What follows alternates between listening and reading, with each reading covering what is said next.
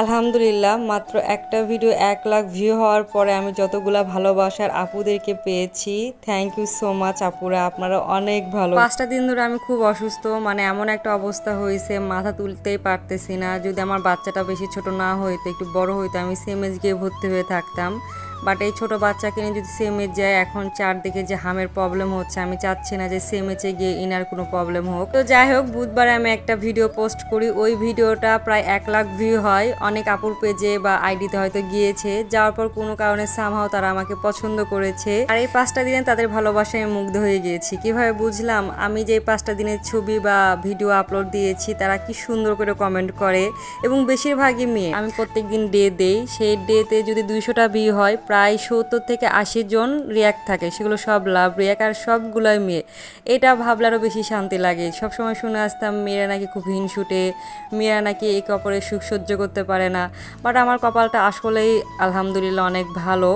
আমি এটা রিয়েলাইজ করলাম যে আসলে মেয়েরা এত ভালো কিভাবে হয়। এই জন্য হয়তো ছেলেরা অনেক স্টক করে, মেয়েরা করে না। মেয়েরা দুঃখে থাকলে বা কষ্ট পাইলে একটা বান্ধবীর কাছে শেয়ার করার পর হালকা হয়, যেটা ছেলেরা পারে না। এই জন্য মেয়েরা খুব কম স্টক করে, ছেলেরা বেশি স্টক করে। এটা আমার মতে আর কি, বললাম ভুলও হতে পারে কথাটা। আমার খুব ইচ্ছা, আমার যদি ভবিষ্যতে অনেক টাকা হয়, আপনাদের সাথে আমি গেট টুগেদার মিট রাখবো, আপনাদের সাথে দেখা করবোই। মানে আপনারা এত ভালো কেন? একটা কথা আছে না, যে যেমন তার মন মানসিকতাও তেমন। আপনাদের মন মানসিকতা অনেক ভালো, আপনারা অনেক ভালো মনের অধিকারী।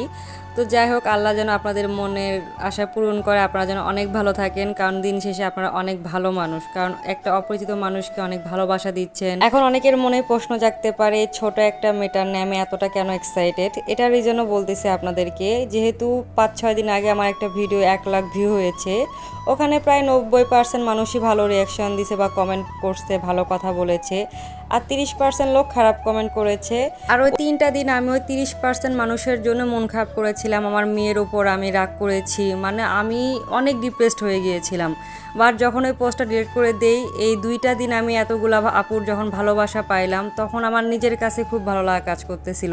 আমার মেয়ের সাথে কোনো আমি রুড বিহেভ করি নাই। তখন থেকে আমি ভাবলাম যে আসলে লাইফে পজিটিভ মানুষ থাকা খুব দরকার। এগুলো মানুষের জন্য আমি খুব তাড়াতাড়ি রিকভার হতে পেরেছি। আমার মাথার ভিতরে এখন কোনো নেগেটিভ চিন্তা নাই। যাই হোক, অনেক কথাই বললাম। তো এখন সারাদিন কী করলাম সেটা বলে দিচ্ছে আপনাদের। ভিডিওতে তো অনেক কিছুই দেখছেন। তো সকালে উঠে রান্না বান্না করলাম, মেয়েকে সাথে নিয়ে আমি সবসময় কাটাকাটি করি, তাকে ফোন বা টিভি কোনোটাই দেই না, আমি সবসময় আমার পাশেই থাকে। আজকে 3 পদে রান্না করেছি। ছোট মাছ আলু দিয়ে ঝোল রান্না, কই মাছ ভাজি, আর চিচিঙ্গা ডিম দিয়ে ভাজি করেছি। রান্না করতে করতে পুরো রান্নাঘরটাও ডিপ ক্লিন করেছি। একসাথে খাওয়া দাওয়া করা হলো। বিকেলবেলা আমার হাজব্যান্ড আবার এখানে ডাব কেটে দিচ্ছিল। অনেক ভালো একটা দিন গেল। টাটা, বাই বাই, আল্লাহ হাফেজ।